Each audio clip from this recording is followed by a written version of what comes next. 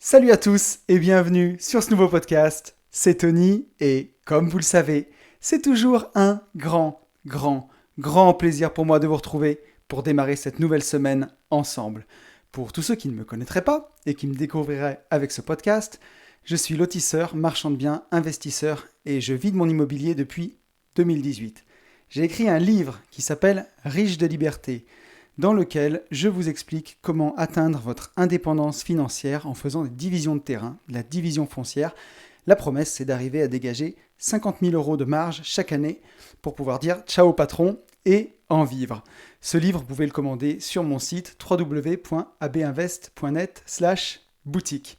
Et ce podcast, qui s'appelle Une vie de liberté, c'est le podcast dans lequel chaque semaine je partage mes réflexions sur comment mener une vie plus libre, une vie choisie, voilà, une vie qui nous correspond et pas une vie qu'on fait pour faire plaisir aux autres ou aux yeux du voisin. Et je voudrais commencer ce podcast cette semaine, comme d'habitude, en remerciant tous les gens qui m'ont écrit suite au podcast de la semaine dernière, et cette semaine, vous êtes hyper nombreux.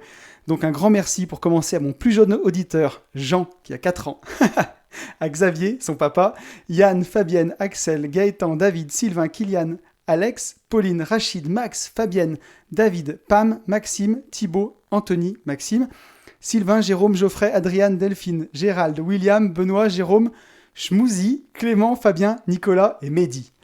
Et ça en fait là, hein. Donc un grand merci à vous tous de m'avoir écrit, d'avoir liké le podcast, d'avoir mis un commentaire.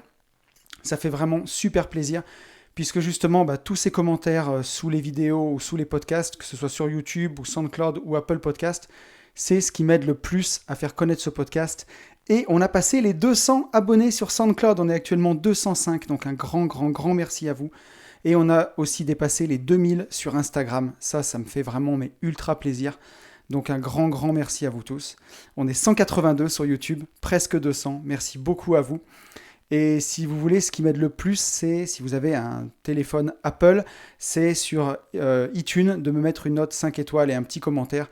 On est à 66 notes, j'aimerais bien qu'on arrive à 100 avant la fin de l'année. Donc voilà, si vous voulez m'aider, n'hésitez pas avec ça.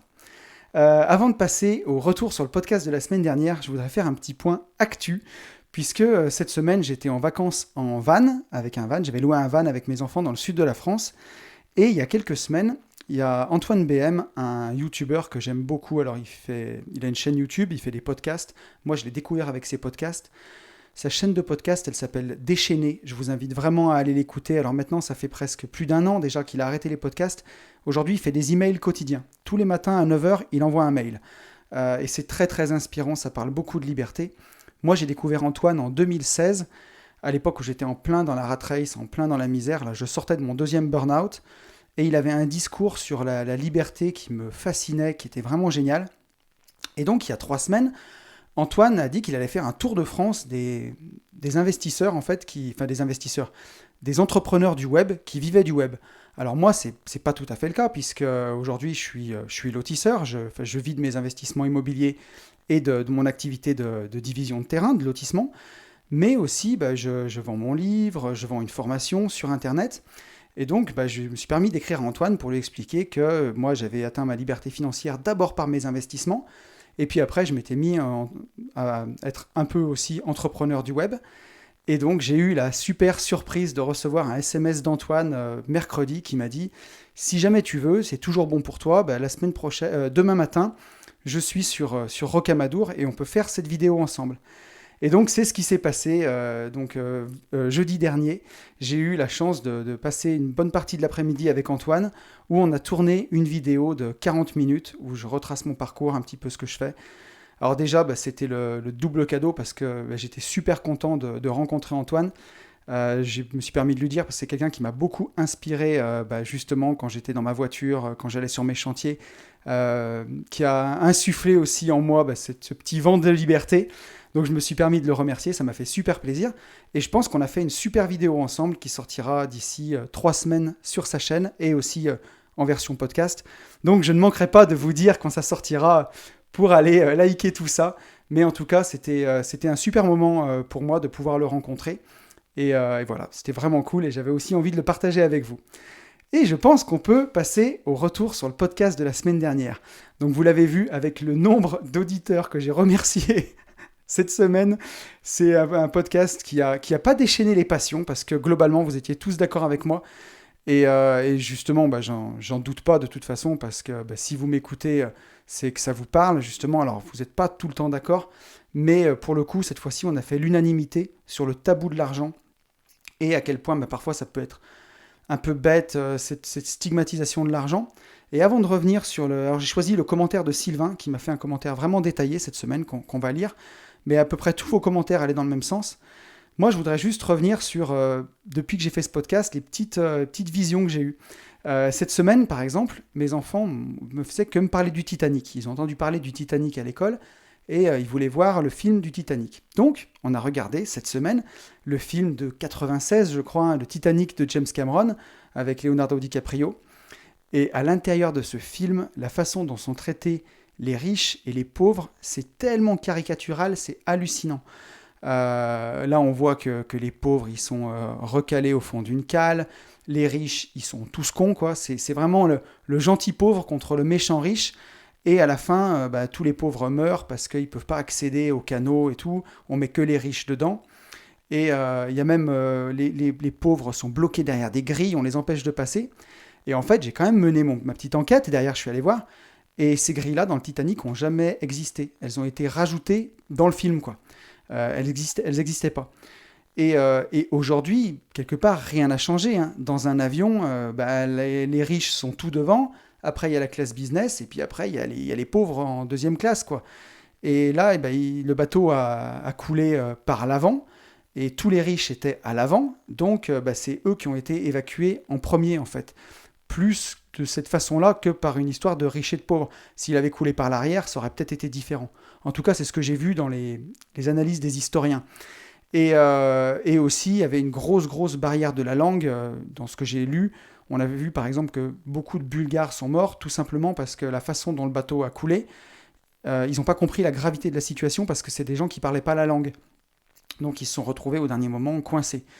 Ça ne change rien, surtout qu'au fait que le plus gros problème qu'il y avait sur ce bateau, c'est qu'il y avait des canaux pour à peu près un tiers du bateau et c'était pas prévu. Ils étaient 2500 sur le bateau et il y avait des canaux pour 1000. Donc ça pouvait que finir mal. Mais on le voit, quoi, dedans... elle tombe amoureuse du pauvre, la fille, c'est vraiment le gentil pauvre contre le méchant riche. On voit même donc qu'ils ont rajouté des grilles pour vraiment donner une dimension dramatique. Et même James Cameron a été interrogé sur cette vision-là du film. Et j'ai pu voir sur le net qu'il a même dit en riant que la version qu'il avait faite, elle était presque communiste. C'est drôle quand même. Mais voilà, donc on le voit, qu'il y a ce tabou de l'argent un peu pour déchaîner les passions. Il est même utilisé au cinéma. Et j'ai aussi pu le voir cette semaine en délirant parce que j'ai loué donc un van pour partir avec mes enfants. Et pour les passionnés, chaque année, je loue d'habitude un Volkswagen T4. Alors une année, j'ai loué même un T5 qui est un peu plus récent. Le T4, alors les experts vont me fustiger si je me trompe, mais le T4, ça doit être 96 à 2004. Et le T5, on va dire 2004 à peut-être 2012-13, quoi, un truc comme ça. Et après, c'est le T6, le plus récent. Et là, je m'y suis pris trop tard, et le seul que j'ai trouvé, c'est à côté de chez moi, un super van que j'ai payé moins cher que d'habitude d'ailleurs, parce que je crois que je l'ai payé autour de 90 € par jour, quelque chose comme ça. J'ai loué un super Mercedes Marco Polo qui avait 26 000 km de 2019, donc un van luxueux.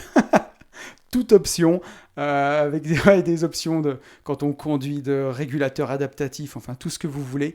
Un truc fantastique. Et 2 soirs, on n'a pas dormi en camping sauvage, on a dormi dans les campings. Et quand j'ai débarqué avec mon Mercedes Marco Polo, on voyait les regards des gens comme si j'avais gagné au loto, quoi, dans le camping. Hallucinant. J'ai même eu des réflexions plutôt gentilles, hein, pour le coup. Mais comme quoi, quel beau van, et voilà, comme quoi, arriver avec une voiture luxueuse, les gens ont l'impression qu'on est riche, quoi. Alors qu'il n'y a rien de plus bête que d'acheter un van qui vaut, j'ai regardé, il vaut 60 000 €. Il n'y a rien de plus bête que d'acheter un van à 60 000 € à crédit, quoi. C'est pas un signe de richesse. Si on achète ça et que on n'a pas les finances en face, c'est plus un signe de bêtise, quoi. Mais voilà, quoi. Donc j'ai trouvé ça assez marrant. Et j'en profite aussi pour dire J'ai publié une publi sur Insta où justement j'avais un joli van comme ça, j'ai pas pu m'empêcher. J'ai fait une photo sur Instagram où je suis assis sur le capot du van, les bras croisés, et j'ai eu 10 personnes qui se sont désabonnées suite à cette publication sur mon compte Insta, qui n'ont pas compris l'ironie quand on pose en veste Mickey assis sur le capot d'un van. Je crois qu'il faut avoir un peu de recul et voir que je suis en train de rire. Hein. Tout ça, c'est du spectacle, c'est pour faire le con. D'ailleurs, j'ai même marqué est-ce que tu as kiffé cette pose de mec qui a réussi sa life? Comme si réussir sa life, c'était poser le cul sur un van Mercedes. Mais bon, voilà, c'était drôle en tout cas. Et vous êtes, je vous rassure, beaucoup plus nombreux à l'avoir compris. Au vu du succès de la publi, ça vous a bien fait marrer et moi aussi. Et je pense qu'on peut passer aux commentaires de Sylvain. Sylvain qui me dit « Hello Tony, toujours en van de luxe ou tu as changé ?» Et il est au courant, Sylvain, que je pars en van encore la semaine prochaine. Là, au moment où vous allez m'écouter, je suis en van. Et là, pour le coup, j'ai loué un T4 avec beaucoup moins de confort. Donc, c'est l'ascenseur social. Je chute l'ascenseur social. Donc, Sylvain me dit « Trêve de plaisanterie et petit retour sur ton podcast. Autant semaine dernière, j'étais en PLS et j'ai vraiment dû me concentrer au volant pour écouter et bien comprendre le sujet, autant celui sur l'argent était easy. J'ai forcément la même vision de l'argent que toi et le même ressenti. Depuis petit, mes parents me parlent d'argent sans tabou à n'importe quel moment. Ils ont toujours été clairs avec ma sœur et moi là-dessus. J'étais pas le plus riche mais pas le plus pauvre. Et pourtant, j'ai essuyé bien souvent des critiques. Bah oui, on avait une grosse maison avec 6000 m² de terrain, entre parenthèses 4000 m² non constructibles, je précise. Bon, il parle au lotisseur là. Et mon père roulait en Mercedes, entre parenthèses voiture de fonction. Du coup, dans le village où j'habitais, on était surnommés les châtelains. Beaucoup de mes potes avaient des préjugés concernant mon train de vie et mes parents. Avec le temps, j'ai relativisé, mais à 13-14 ans, c'est pas forcément facile. Les gens sont souvent envieux et critiquent au lieu de se demander comment faire pour obtenir la même chose. J'ai bossé dans un Super U, le patron roulait en Nissan 350Z. Il n'avait pas osé me dire le prix quand j'avais posé la question. C'est plein de situations comme ça, bien souvent ridicules, qui créent un malaise. En vrai, l'argent n'est qu'un moyen d'arriver à tes fins et non pas une finalité. Vouloir de l'argent pour passer le temps avec sa famille, oui. Pour avoir toujours plus, non. Le toujours mieux plutôt que le toujours plus. Effectivement, Sylvain, je suis complètement d'accord avec toi. Merci pour ce retour. Ouais, ça m'a fait écho parce que moi, dans le village où je vivais quand j'étais enfant, un village de 1000 habitants, mon grand-père était maire de ce village. Et ça suscitait énormément de jalousie à l'époque. Et oui, maire d'un village de 1000 habitants, mon Dieu. C'est dire un peu la médiocrité de certaines personnes et la bêtise. Quand vous voyez ça, si vous mettez ça sur l'échelle d'Elon Musk ou de Jeff Bezos, vous voyez à peu près où on est, quoi. Mais on ne pourra pas empêcher le candidaton et voilà, et les gens de médire et ainsi de suite. La seule chose que je peux dire, c'est entourez-vous de gens, entourez-vous de gens qui vous ressemblent. Hein. C'est mieux puisque on le voit. On finit par ressembler aux gens qu'on fréquente, quoi. Donc si on fréquente trop de gens qui sont dans cet état d'esprit un peu médiocre, j'ai envie de dire, on n'a pas envie de devenir médiocre, quoi. Donc vaut mieux couper un peu. Mais quand on est plus vieux, c'est beaucoup plus facile d'avoir ce recul-là. Et quand on a trouvé son pourquoi, qu'on sait pourquoi on fait les choses, on s'en fout complètement. Mais quand on a 13, 14 ans, effectivement, on n'a pas ce recul-là et clairement, c'est pas facile. C'est pas facile. Donc voilà, merci à tous pour tous vos retours sur le podcast de la semaine dernière. On a fait un long retour cette semaine et on va pouvoir passer au sujet du jour. Alors le sujet du jour, c'est un sujet que je voulais traiter depuis quelques temps. C'est un article que j'avais lu qui m'avait beaucoup inspiré. C'était sur les 5 regrets des personnes en fin de vie. Et cet article, il était écrit par Bronnie Ware. C'est une Australienne qui est auxiliaire de vie. Elle était auxiliaire de vie auprès des personnes en fin de vie. Et son article, il a eu tellement de succès qu'elle a décidé d'en faire un livre. Donc je me suis procuré ce livre et je l'ai lu. Et justement, aujourd'hui, je vais vous faire un petit retour sur ce livre. On va voir quels sont ces 5 regrets. Et ensemble, on va essayer d'approfondir un peu, de décortiquer tout ça. Mais voilà. Et pourquoi j'ai eu envie de parler de ça? Pourquoi ça m'a intéressé? Parce que justement, dans notre société, la mort, elle est vraiment cachée. On en avait parlé ensemble dans le podcast « J'ai pas le temps », mais la mort est cachée partout. On la voit pas, on s'en rend pas compte. On fait croire aux gens qui sont immortels, qu'ils ont tout le temps qu'ils peuvent avoir, justement pour qu'ils se posent pas de questions, qu'ils aillent bien bosser comme des bons petits moutons, qui consomment bien à fond pour faire tourner l'économie à bloc, et qui se posent pas la question de leur pourquoi et de se réaliser. Alors que comme le dit Idrissa Berkane, une personne qui se réalise, elle est forcément rentable de toute façon. Alors que voilà, une personne qui ne se réalise pas, elle n'est pas forcément rentable. Si on commence à la fouetter, forcément qu'elle aura un rendement. Mais en tout cas, une personne qui fait ce qu'elle aime, même que ce soit de l'art ou du théâtre ou n'importe quoi, elle sera forcément rentable d'une façon ou d'une autre. Et, euh, et voilà, et donc j'ai vraiment eu envie de parler de ça parce que si la mort, elle est cachée, c'est justement pour nous faire bosser.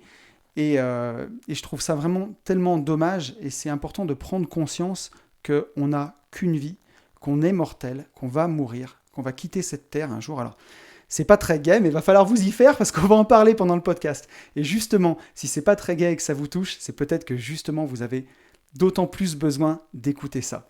Et voilà, et avoir conscience qu'on va mourir, c'est pas triste, au contraire, c'est ça doit donner un profond élan pour justement vivre, parce que voilà, on sait que ça va finir. C'est comme un bon moment avec des copains, on sait que ça va s'arrêter, comme une fête, comme un mariage, on sait que ça va être une seule journée, que ça va s'arrêter.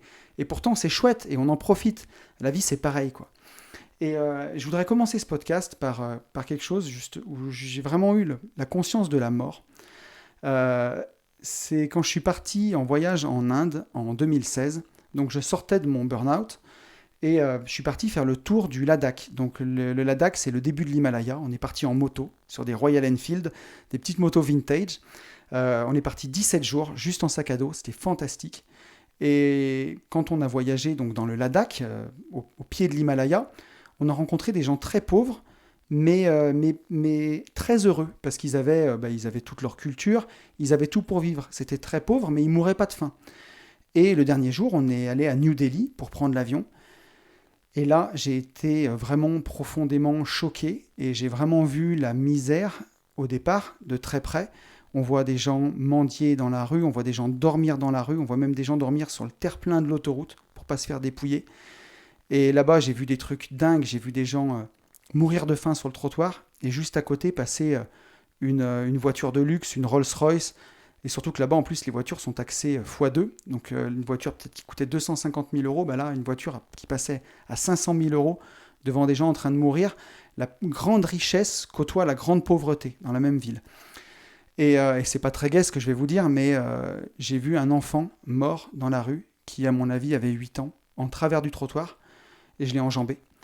Et c'était hyper choquant. Et moi et mon groupe de potes avec qui j'étais, on était carrément sans voix, quoi. Enfin, c'était super choquant. Les gens passaient autour.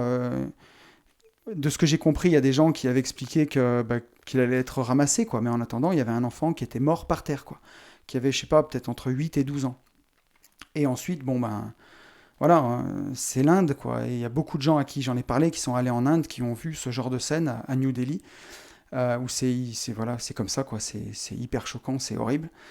Et ensuite, je suis rentré en France et j'ai repris mon travail. Donc à l'époque, je travaillais dans une entreprise de travaux publics. Et sur un chantier, on faisait une réception de chantier. Donc on réceptionnait un lotissement et on réceptionnait la route du lotissement. C'est-à-dire qu'avec les colotis, tous les gens qui avaient acheté les terrains, le lotisseur, moi-même, on allait vraiment finaliser les travaux, signer le contrat de fin de travaux, quoi, comme quoi les travaux étaient conformes. Et on s'est arrêté sur une bordure de trottoir. Donc une bordure de trottoir, vous voyez ce que c'est, hein, la bordure qui marque le trottoir, là, qui était ébréchée, une bordure en béton ébréchée, d'une ébréchure de la taille d'un pouce, grosso modo. Mais vraiment que dalle, quoi. C'est pas du carrelage, on est d'accord, c'est sur la route. Les roues des bagnoles butent dedans, et ainsi de suite. Sur un lotissement d'une route, peut-être, ça devait faire 600 ou 800 mètres carrés. Et le contraste entre ce que j'avais vécu 3 ou 4 jours avant, de voir un enfant mort dans la rue, et sur ce chantier, de voir des gens bien portants, bien habillés, de la tête aux pieds, se prendre la tête et se mettre dans des états pas possibles, parce qu'on en était là, hein, pour une bordure ébréchée de la taille d'un pouce. Ils voulaient même changer la bordure, alors que, bon, pour ceux qui connaissent le VRD, c'est hyper compliqué. Vous pouvez faire une petite reprise en béton dessus, ou je sais pas. Mais c'était tellement dérisoire et tellement honteux que j'ai pété les plombs, en fait. J'ai pété les plombs, et je me suis un peu donné en spectacle au milieu de la réunion, mais je leur ai dit, vous êtes fous. Je leur ai dit, vous êtes fous. Vous êtes fous alliés, vous vous rendez compte de pourquoi vous êtes en train de faire une crise de nerfs. Je dis, vous vous rendez pas compte, vous êtes en train de vous prendre la tête pour une ébréchure sur une bordure qui est dehors, que dans 3 ans, vous n'en aurez rien à foutre, qu'il y aura de l'herbe qui poussera entre les bordures, que personne entretiendra, que vous ne verrez pas. Et là, je leur ai dit, vous ne vous rendez pas compte que vous allez mourir ? Et j'ai fait tout le tour. J'ai fait au lotisseur, vous allez mourir. Au président de l'association syndicale, vous allez mourir. À l'autre conducteur de travaux qui est à côté, vous allez mourir. Et moi, je vais mourir. On va tous mourir un jour. Et on est en train de se prendre la tête pour une bordure ébréchée. Vous êtes fous. Et j'avais pété les plombs, j'étais monté dans ma voiture, j'étais parti. Et je pense quelque part que ça a dû faire son chemin parce que quand je suis arrivé au bureau, j'avais reçu un mail avec le PV de réception du lotissement signé et tamponné par tout le monde, où ils se sont peut-être rendus compte qu'on était vraiment en train de se prendre la tête pour rien. Alors, je ne dis pas que quand vous ferez construire votre maison, s'il y a une malfaçon sur le carrelage ou n'importe quoi, il ne faut pas le dire, hein. Là, on parlait vraiment de quelque chose de dérisoire. Mais ça m'a fait penser à cette époque-là à quel point, quand on n'a aucun problème, qu'on peut manger, qu'on peut sortir au ciné, enfin je veux dire se vêtir, avoir un toit sur la tête, manger à sa faim, à quel point on peut se créer des problèmes à la con, quoi, quand on n'a vraiment rien d'autre à penser. Et je me suis dit, ces gens-là, ils n'ont pas conscience qu'ils vont mourir. C'est vraiment la réflexion que je me suis fait ce jour-là. Je me suis dit, ils n'ont pas conscience qu'ils vont mourir, en fait. Ils ne se rendent pas compte que la vie est courte et qu'il ne faut pas se prendre la tête pour des conneries aussi bêtes, quoi. Et voilà, je me souviens de ça parce que ça a été un sacré scandale. Mais c'était drôle. Au final, c'était drôle. Et voilà, et là, c'était juste les débuts où je me disais qu'il fallait absolument que j'accélère tous les investissements que j'avais faits, que je réorganise mon patrimoine pour atteindre cette indépendance financière. Parce que voilà, je voulais vraiment pouvoir changer de vie. Et une fois que j'ai changé de vie, fin 2018, je me suis vraiment rendu compte que j'ai eu de la chance, que, entre guillemets, comme on dit, que Dieu m'ait prêté vie, vraiment le temps de devenir indépendant et de pouvoir changer de vie. Parce que la vie, elle passe vite. On en a parlé dans le podcast, j'ai pas le temps. Mais on n'a pas le temps. Il n'y a pas le temps. Le bonheur, il est maintenant, il est tout de suite. Et voilà. Et j'ai eu la chance de pouvoir ne pas mourir avant d'arriver à changer de vie. Alors, mourir le plus tard possible. J'ai plein de choses à faire. Mais pour moi, c'était tellement important d'arriver à changer de vie que voilà. Je suis content de l'avoir fait. Et donc, ça m'emmène à vous parler de ce sujet du jour, des 5 regrets des personnes en fin de vie. Parce que justement, si on peut tirer une leçon des plus grands regrets qu'ont les gens sur leur lit de mort et les intégrer, c'est une chance d'avoir ce retour-là parce que ça peut nous permettre de prendre conscience de toutes les erreurs qu'il ne faut pas qu'on fasse, quoi. Donc, l'auteur de ce livre, Bronnie Ware, elle est australienne, elle vient de Perth. Alors c'est marrant parce que j'ai fait un stage à Perth quand j'étais étudiant. J'y ai passé 4 mois. Elle vivait en nomade, en van, avec très peu en poche et elle avait besoin de donner du sens à sa vie. Et donc elle s'est dit qu'elle allait devenir auxiliaire de vie auprès des personnes en fin de vie.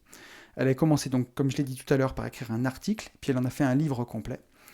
Et ça m'a fait penser quand j'ai préparé ce podcast à quelqu'un que j'ai rencontré quand j'ai fait mon stage en Angleterre, là aussi quand j'étais étudiant, je crois que c'était en 2003, donc ça commence à faire une petite paye, 17 ans maintenant, et là-bas j'habitais une maison partagée, et mon voisin de chambrée s'appelait Silvino, il était sud-africain, et c'était quelqu'un de très très calme, il s'énervait jamais, et on est sortis plusieurs fois ensemble au pub à l'époque, et j'étais toujours impressionné par la sérénité que cette personne dégageait. En Afrique du Sud, il avait vécu des drames hallucinants. C'est une ville très très violente. Il habitait à côté du quartier de Soweto, en Amérique du Sud, donc de Johannesburg. Voilà, j'ai réussi à trouver le nom de la ville. Donc pour vous dire à quel point c'est violent, c'est des quartiers qui sont extrêmement violents. Il avait un pote qui était policier, qui a été tué pendant des rixes avec des voyous. Il m'avait raconté plein de choses comme ça. Et il m'expliquait que justement, la mort était très présente là où il vivait en Amérique du Sud, dans ces quartiers violents, qu'il était parti en Angleterre justement pour changer d'air, et que la mort était aussi présente avec lui, puisqu'il était auxiliaire de personnes en fin de vie. Et il m'expliquait que parfois, il y avait des personnes qui étaient très aigries, très méchantes avec lui. Mais voilà, lui, d'avoir côtoyé la mort comme ça, de les écouter, il y avait une grande impression de sérénité de cette personne. Et c'est ce que j'ai retrouvé chez Bronnie Ware, chez l'auteur de ce livre, tout au long du livre, cette grande sagesse, cette grande sérénité. Donc voilà, quand on côtoie beaucoup la mort, alors le but pour nous, c'est pas de côtoyer la mort, justement. Voilà, c'est pas le but non plus, mais c'est en tout cas d'avoir conscience qu'il y a une finitude, quoi, qu'on va mourir. Ça peut nous permettre par contre de vivre plus intensément et de façon plus heureuse. Puisque le but, c'est ça quand même. C'est de vivre heureux. Alors, Anthony, dis-nous, Tony, quel est le regret numéro 1? Alors, le premier regret de ce livre, c'est: je regrette de ne pas avoir eu le courage de mener une vie en restant fidèle à moi-même plutôt que la vie que les autres attendaient de moi. Je vais le relire parce que j'ai fourché. Je regrette de ne pas avoir eu le courage de mener une vie en restant fidèle à moi-même plutôt que la vie que les autres attendaient de moi. Alors pour illustrer cet exemple, Brony, elle nous dit l'exemple d'une femme qu'elle accompagnait en fin de vie. Elle avait un mari très violent et qui faisait que fumer à l'intérieur de la maison. Et elle a fait que respirer la cigarette toute sa vie. Et cette femme, elle n'a jamais osé le dire à son mari, elle n'a jamais osé rompre, elle n'a jamais osé le quitter. Et en fait, malheureusement, heureusement, pardon, ou pas, je vous laisserai seul juge, mais son mari est décédé. Et elle était hyper heureuse de retrouver sa liberté.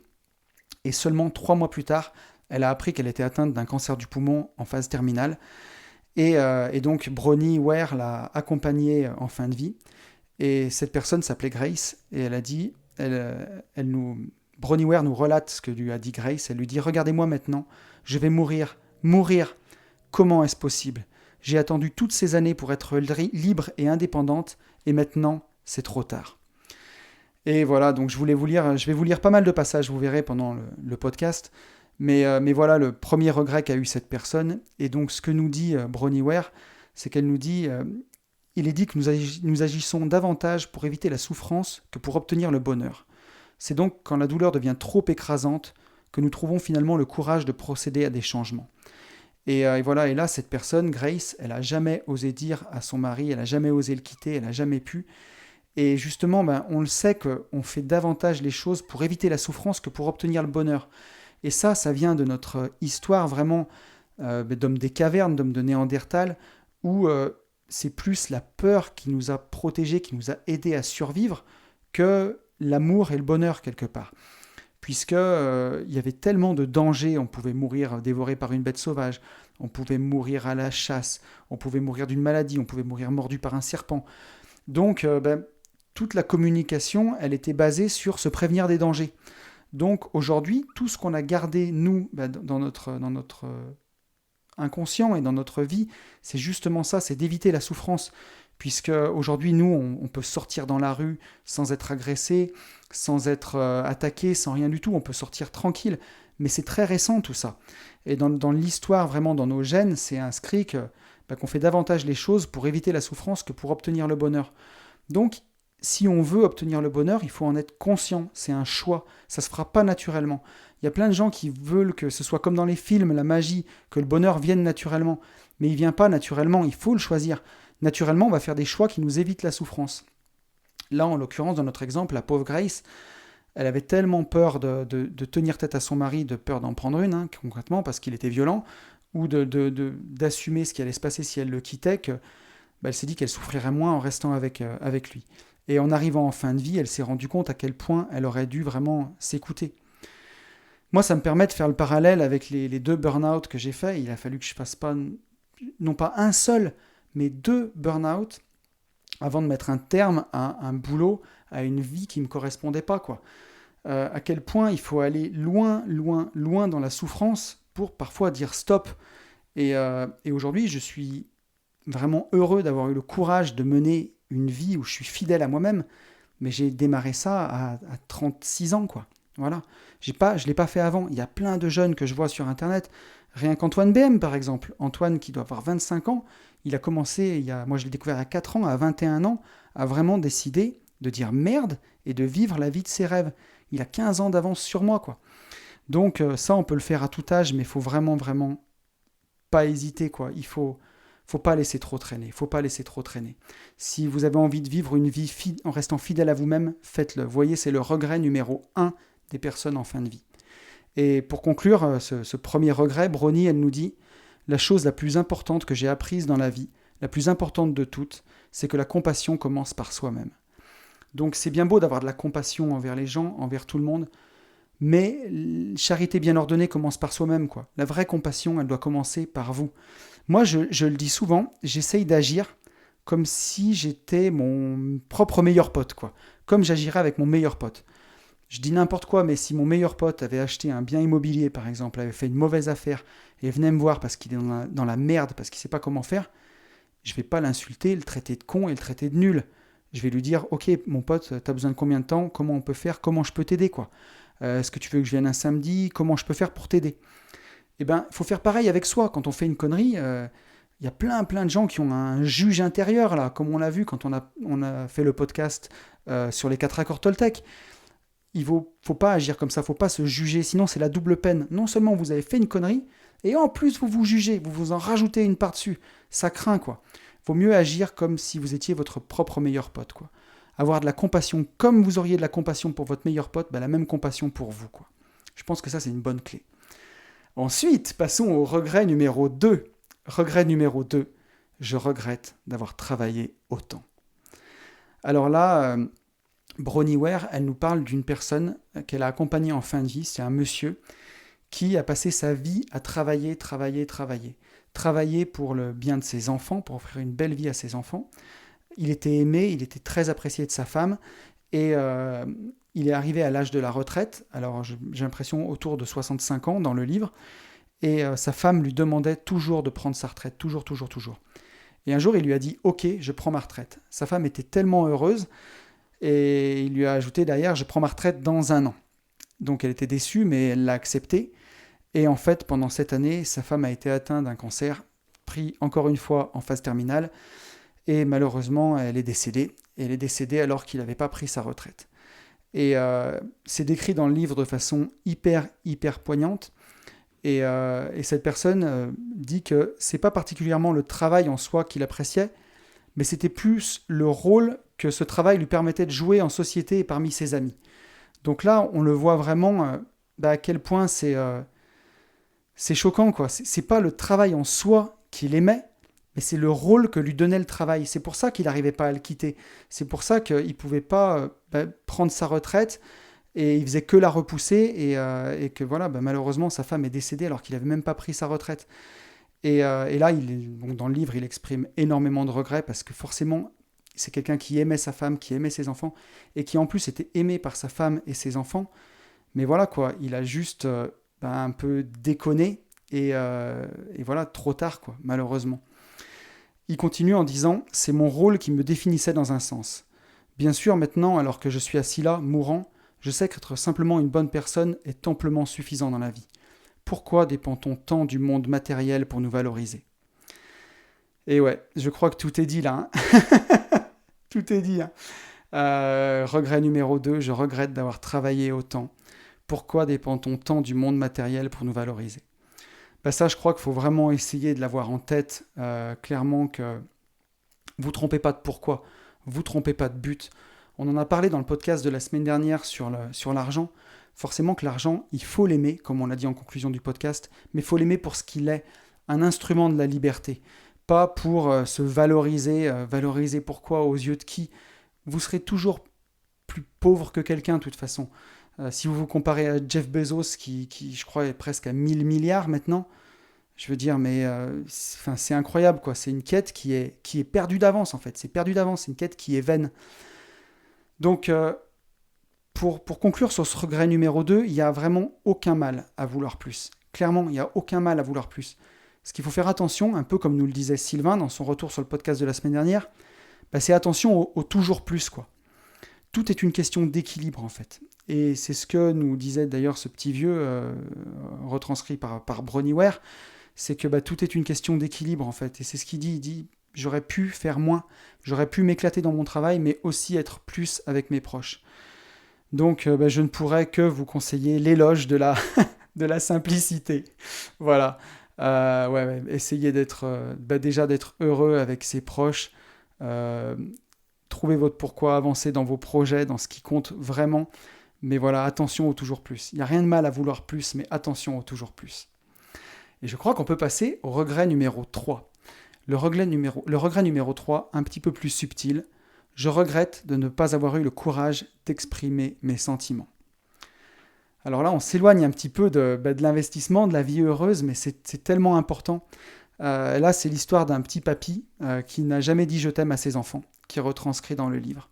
Il s'appelait Joseph, et Brony nous dit « Avoir été témoin de l'angoisse que ressentait Joseph du fait de ne pas avoir su exprimer ses sentiments me convainquit de m'engager à être assez courageuse pour partager les miens en toutes circonstances. » Et Joseph a jamais dit à ses enfants qu'il l'aimait, et là, il était vraiment sur son lit de mort.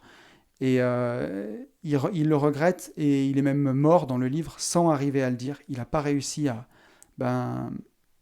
franchir vraiment cette barrière-là de peur d'exprimer ses sentiments, de ce qui pourrait se passer.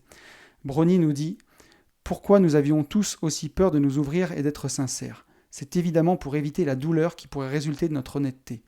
Mais ces murs que nous érigeons apportent leur propre souffrance et empêchent les autres de nous connaître tels que nous sommes vraiment. » Et ça, c'est super important parce que ce soit dire à quelqu'un qu'on l'aime ou dire à quelqu'un qu'on l'aime plus, par exemple, ça peut arriver aussi. C'est hyper important d'avoir le courage d'exprimer ses sentiments et de vivre sa vie. Et on le voit, c'est le regret donc numéro 3 des personnes en fin de vie que Bronnie Ware nous a rapporté. Et elle nous dit de nous rapprocher des enfants. La façon dont jouent les enfants. Moi, je l'ai vu cette semaine quand on est parti avec mes enfants. On s'est retrouvés dans un camping et la facilité avec laquelle les enfants nouent des liens entre eux, deviennent amis, parlent, elle est incroyable, quoi. Et quelle chance ils ont aucune barrière. Ils peuvent se parler comme ça librement, ils n'ont pas de retenue, ils n'ont rien, ils s'en foutent. Et Brony nous dit le naturel avec lequel les enfants partagent leurs sentiments. S'ils aiment quelqu'un, ils le disent. S'ils sont tristes, ils pleurent pour évacuer la tristesse, puis ils retrouvent la joie. Ils ne savent pas refouler les émotions. En outre, c'est très rafraîchissant de voir comment ils jouent et gèrent les choses ensemble. Et ouais, c'est exactement ce que j'ai expérimenté cette semaine, c'est incroyable. Et ça, nous, on ne sait plus le faire, quoi. Donc, l'enfant qu'il y a en vous, il est carrément pas si loin. Et ça, faut essayer de le retrouver. Quand vous avez envie de dire quelque chose à quelqu'un, n'hésitez pas, quoi.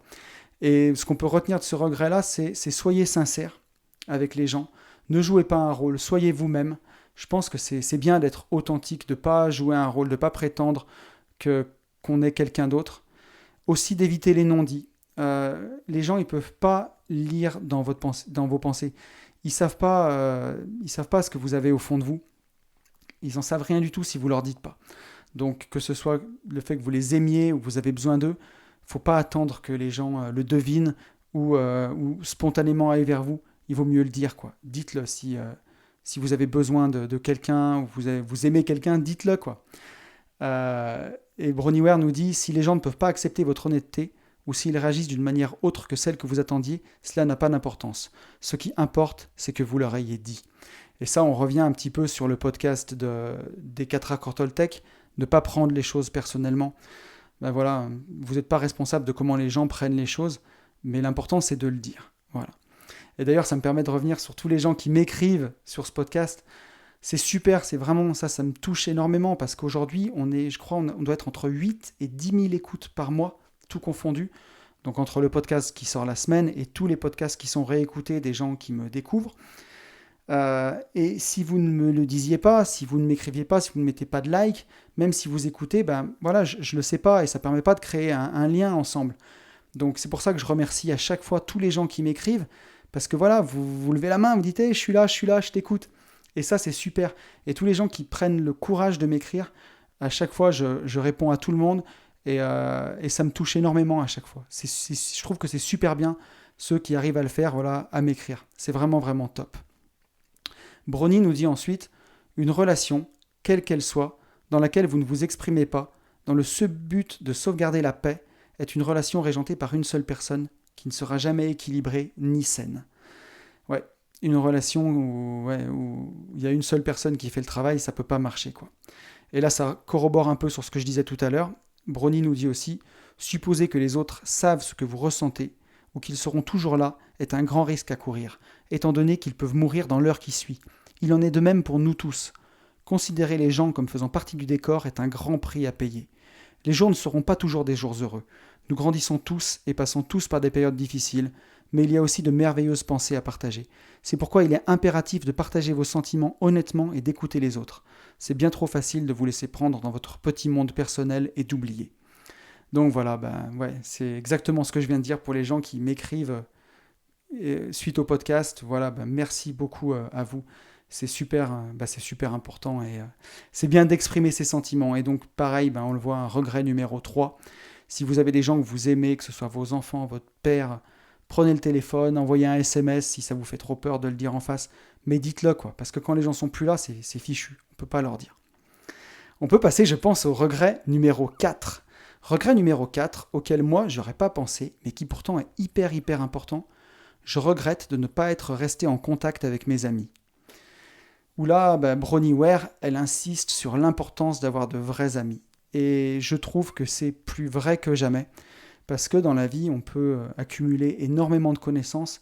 Et on le voit avec les réseaux sociaux. Sur Facebook, on peut avoir jusqu'à 5000 amis. Mais combien de vrais amis, combien de gens seront là pour vous quand vous avez vraiment besoin d'eux? Et je le vois, moi je l'ai vu avec un de mes meilleurs potes, Blondin, si tu m'écoutes, je te dédicace, qui un jour a fait quelque chose pour moi qui a été absolument incroyable. C'était en 2015, quand j'étais en chemin pour mon deuxième burn-out. Je venais de me séparer. J'étais vraiment au fond. C'est la première fois où j'allais laisser mes enfants en garde alternée. Donc vraiment quelque chose de très très lourd. Et j'allais me retrouver pour la première fois depuis des années et des années, tout seul, quoi. Et mon pote a posé une semaine de congé, sans solde, pour partir en moto avec moi. Et il m'a organisé un road trip et on est partis tous les deux en moto. On a fait plein de photos, on a dormi chez de la famille à lui. Il m'a changé les idées et, je sais pas mon pote si tu m'écoutes, mais c'est une des plus belles choses qu'on peut faire pour un de ses copains, quoi. Et ça restera gravé pour moi. Et si un jour si un jour il a besoin de moi, je serai toujours là pour lui. Et c'est ça des vrais amis.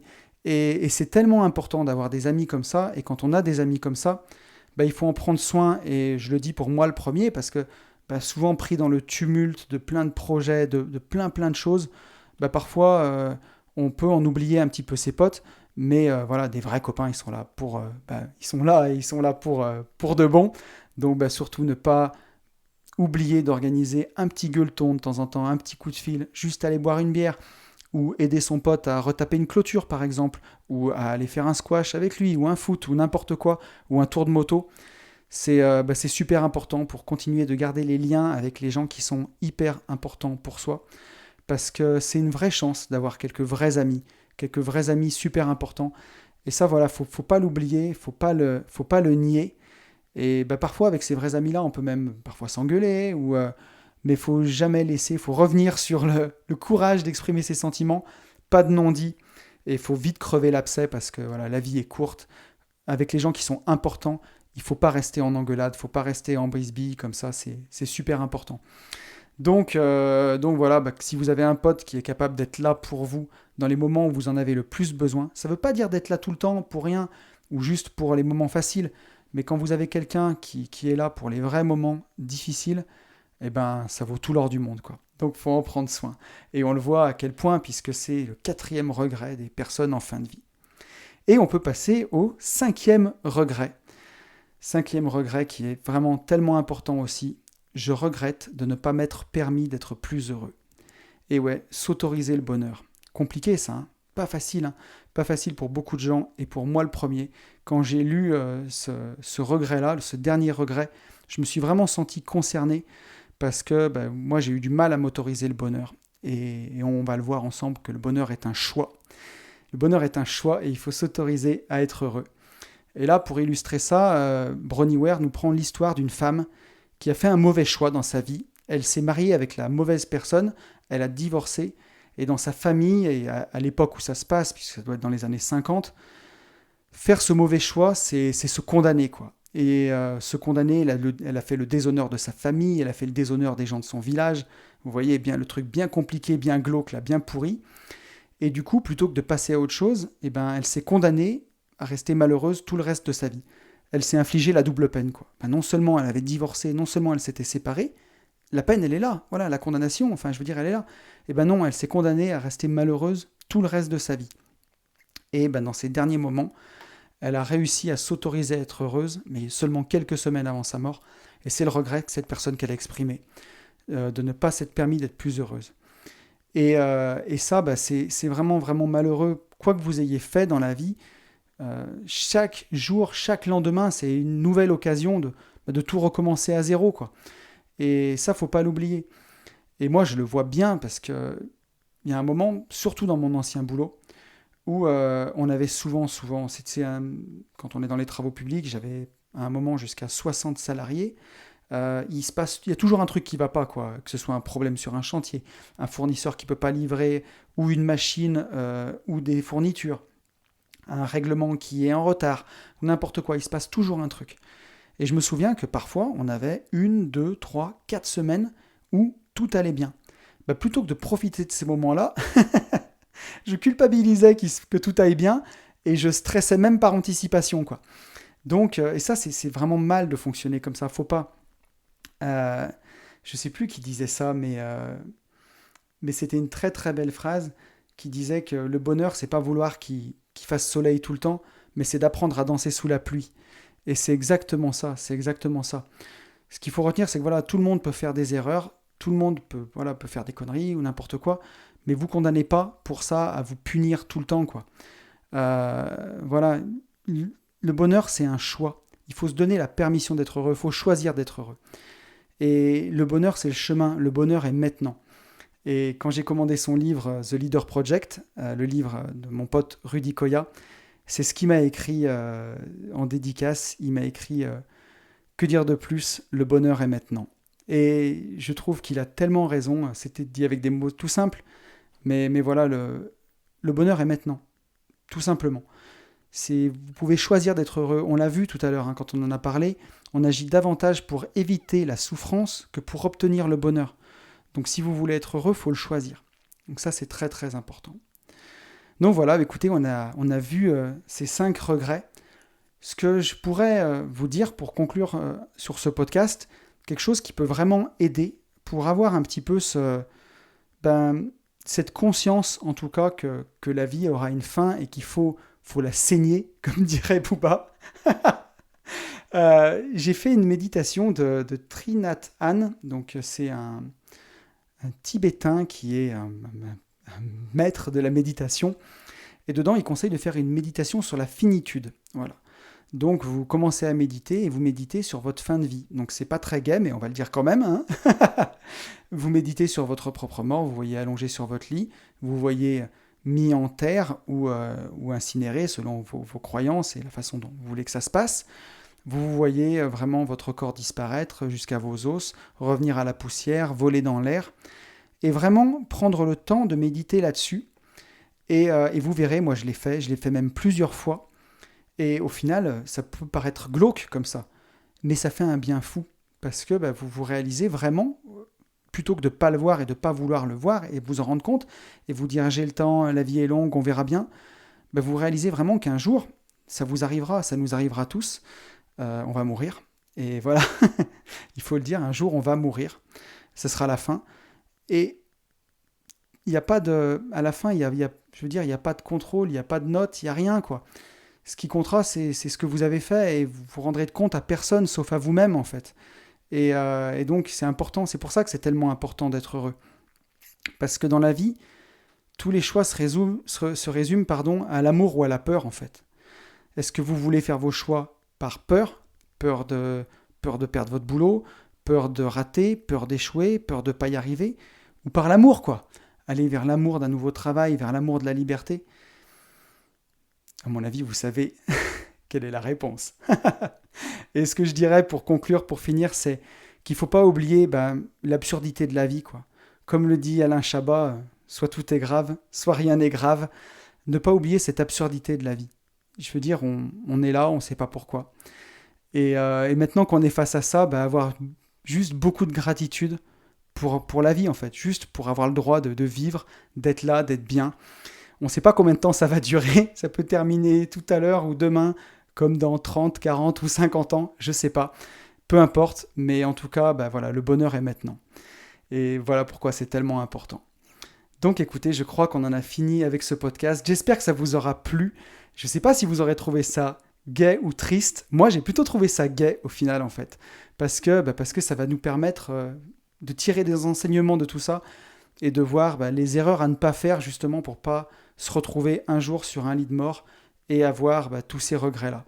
Et d'ailleurs, elle finit le livre d'une très belle manière sur une personne qui justement a vécu de la façon la meilleure de toute sa vie et qui est mort avec un beau sourire en disant ses dernières paroles, c'est j'ai eu une belle vie.